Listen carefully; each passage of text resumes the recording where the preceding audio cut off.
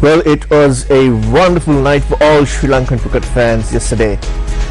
A ODI series win over India for the first time in 27 years. Some amazing news.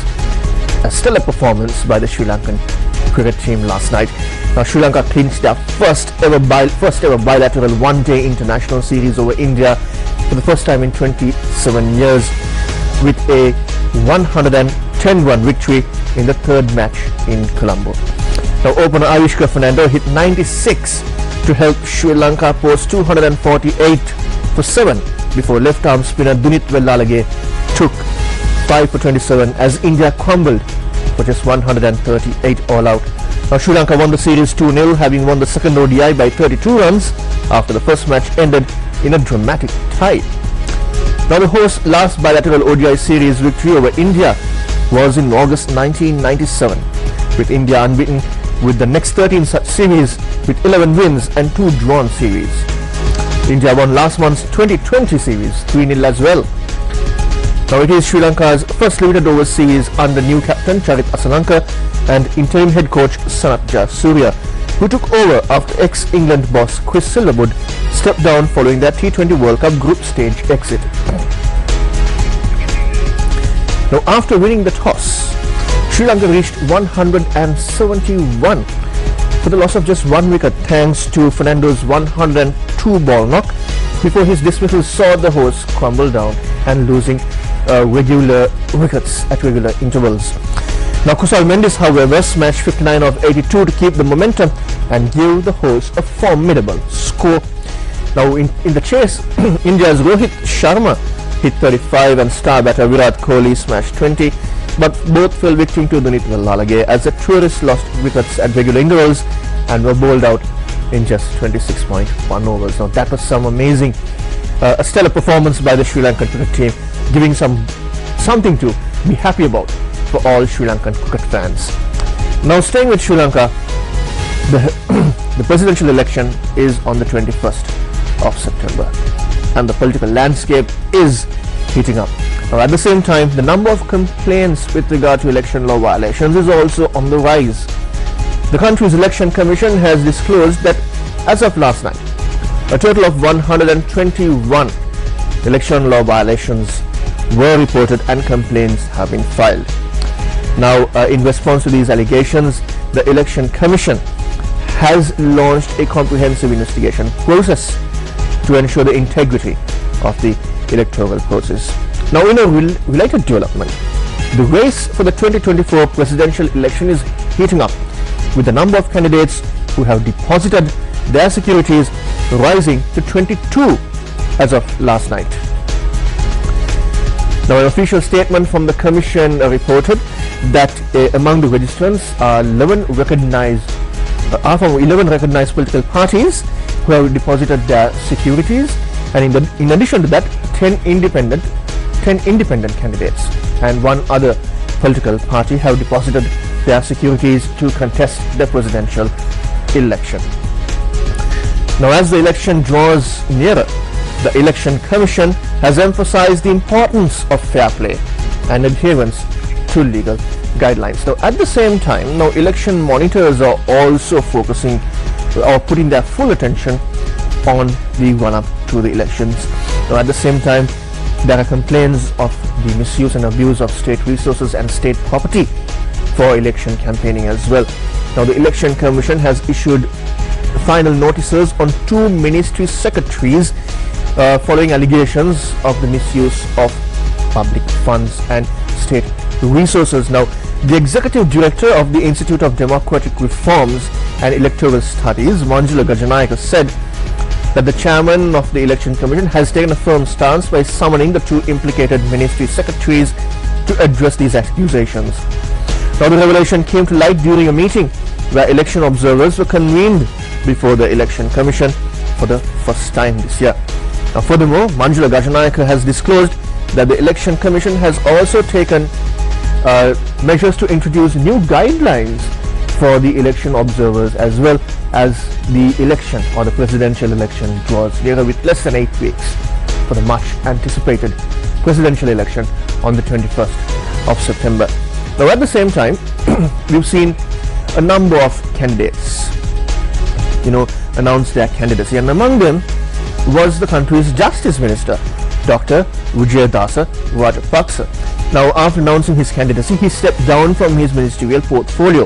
That was the portfolio of Justice, Prison Affairs and Constitutional Reforms. Now, last night, the President's Secretary issued an extraordinary gazette highlighting that this ministerial portfolio is now moved under the President.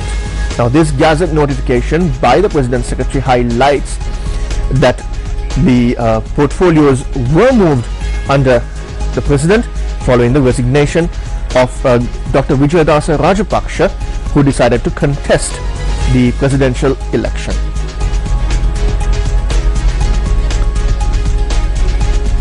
Now moving on, Sri Lankan President Ranil Wickremesinghe has disclosed that from next year, the government is going to allow the import of vehicles. Now, he was speaking to the heads of media institutions yesterday at a grand event held in Colombo.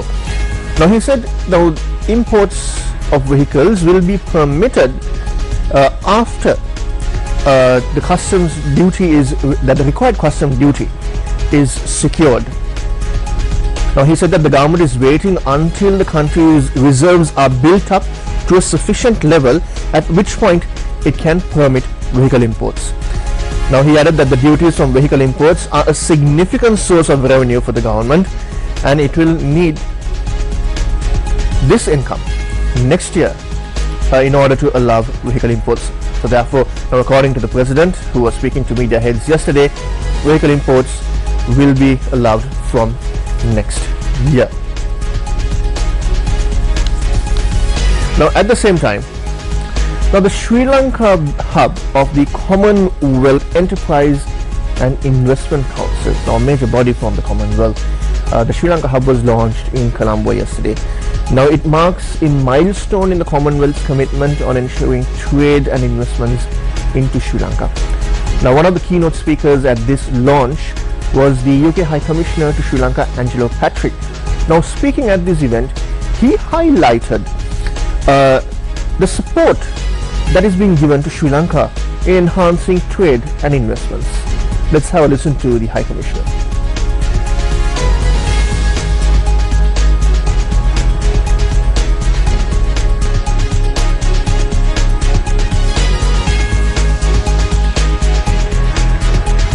The comments of the High Commissioner. What you're witnessing on your screens right now is footage of a fatal shooting that took place in the wee hours on the Kotugoda-Sidua main road. Now, this happened during a routine police inspection. Now, police officer's firearm, a duty firearm, was discharged during a scuffle with an individual in a vehicle, leading to the death of a civilian. Now, the incident had taken place near the temporary police checkpoint at Kotugoda Muskade Junction, where officers were inspecting vehicles. Now, as the officers had approached a vehicle that was heading towards Kotugoda from Sidua, the individuals in the vehicle had engaged in a scuffle with the police officers, and one of them had attempted to seize the duty firearm of this police officer, and during this scuffle, the firearm had discharged. Now, Newsfirst correspondent said that one of the passengers in the car sustained critical injuries, and he was rushed to the Negombo hospital for treatment. Unfortunately, he had succumbed to his injuries. At the same time, a police officer was also injured. Now, he also was admitted to the Negombo hospital. Now, extensive manhunt is underway by Sri Lanka police to locate the remaining passengers in that car who fled the scene after the firearm was discharged. Now, you might recall that Sri Lanka and India have a long history of friendship and connectivity. In recent years, there have been comments of building connectivity between both countries through air, sea, land and energy sectors. Now, when we speak of the connectivity between India and Sri Lanka, one of the points that was highlighted is the connectivity by sea. Now, the Ministry of Ports and Shipping and Aviation announced the much anticipated resumption of the passenger ferry service between Sri Lanka and India. Another effort to increase connectivity between the two neighboring nations will commence soon. Now, this service, which was suspended previously, is slated to recommence operations starting next week. Now, KDS Ruwanchandra is the secretary to this ministry. Now, he also confirmed that a trial voyage is being prepared from Sri Lanka to India's Nagapattinam. So that will be some good news in connectivity, so that the ferry service will resume soon, of which this service has been suspended for a long time, and that will build connectivity between India and Sri Lanka. Now, moving on, there have been military exercises going on all over the world. Now, Sri Lanka in particular is also involved in many military exercises with its other with the regional partners as well as other partners as well. Now, one such exercise is the bilateral Atlas Angel exercise. Now, this is led by the Montana National Guard.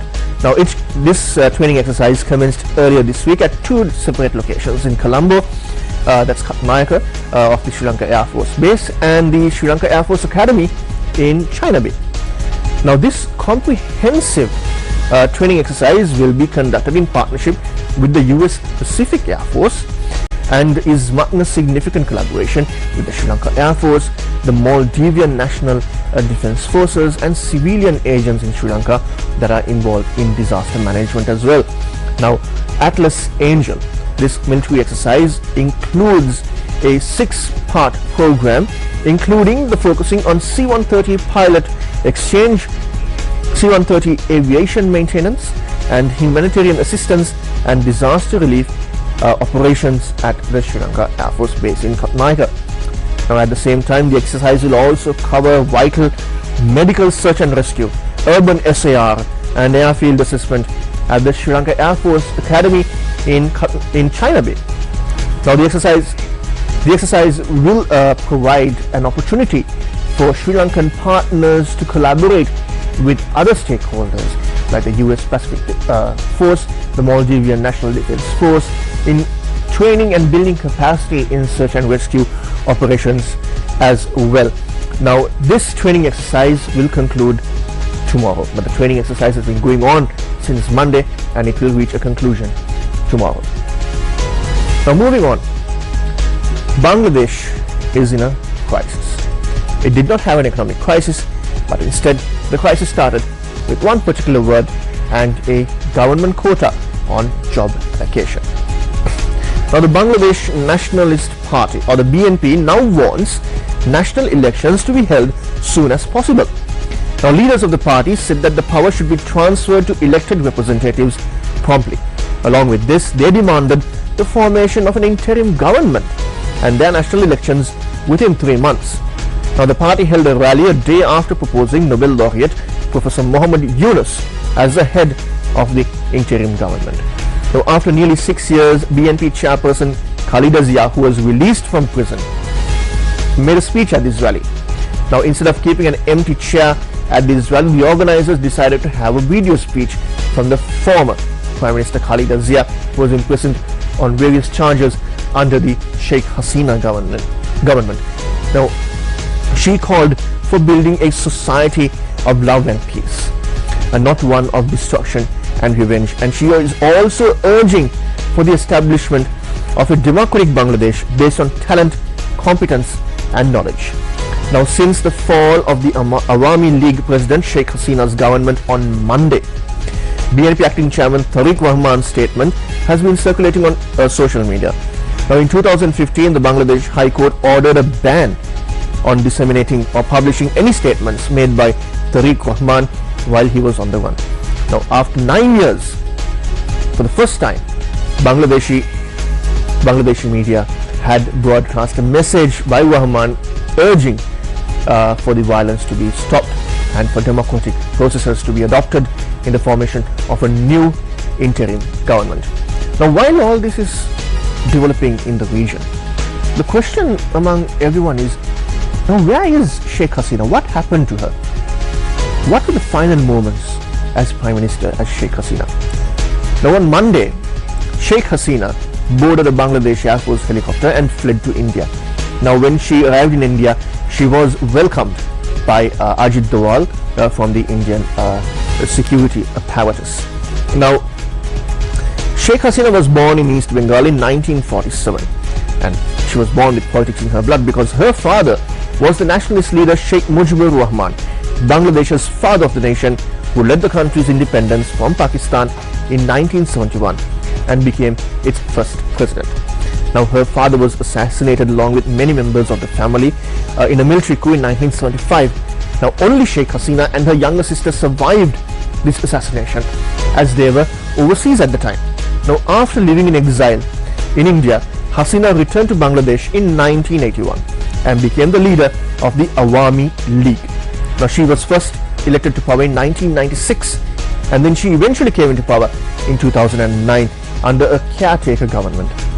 Now, she is considered as a true political survivor, having survived several assassination attempts, one including in 2004, which damaged her hearing as well. Now, she also survived efforts to force her into exile, as she had to face numerous court cases and being accused of corruption. Now, after fleeing Bangladesh, Sheikh Hasina now is in India. Now, there are reports that she is trying to move to New Delhi, where her daughter Saima Wazid is working for the World Health Organization. Now, the reports are circulating that Sheikh Hasina, from wherever she is right now, will move to New Delhi so that she can be with her daughter. Now, at the same time, Dr. Subramaniam Jaishankar, the Foreign Affairs Minister or the External Affairs Minister of India, recently disclosed that they had given time for Sheikh Hasina to think about where she wants to go next or what she wants to do next. Now, will she return back to Bangladesh? Will she return to politics? Well, her son, who is based in the US, had told international media that his mother, Sheikh Hasina, has no intention of returning to Bangladesh and engaging in politics. Now, he said that once speaking to his mother that she was actually disappointed of the events that transpired in Bangladesh. He said that his mother, Sheikh Hasina, the former Prime Minister, helped build the economy, and she was disappointed that the people turned on her despite what she had done for the country. Now, many are wondering what happened during those last moments in Bangladesh as Sheikh Hasina's tenure came to an end as Prime Minister.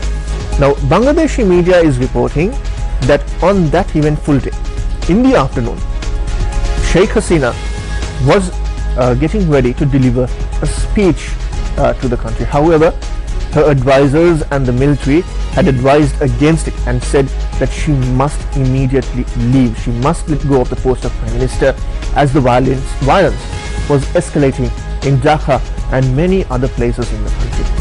And thereafter, she was given just 45 minutes to pack her things and leave the country. Now, while she was doing this, she also went and met with the Bangladeshi president, where the formalities of resigning from the post of Prime Minister were also followed, so that it was official that she was no longer the Prime Minister. And thereafter, she fled over the border in an Air Force helicopter belonging to the Bangladeshi Air Force to India, where she is now seeking refuge. There are also reports that Sheikh Hasina is trying to seek asylum in the UK. However, there is no official comment whether she will get asylum or not.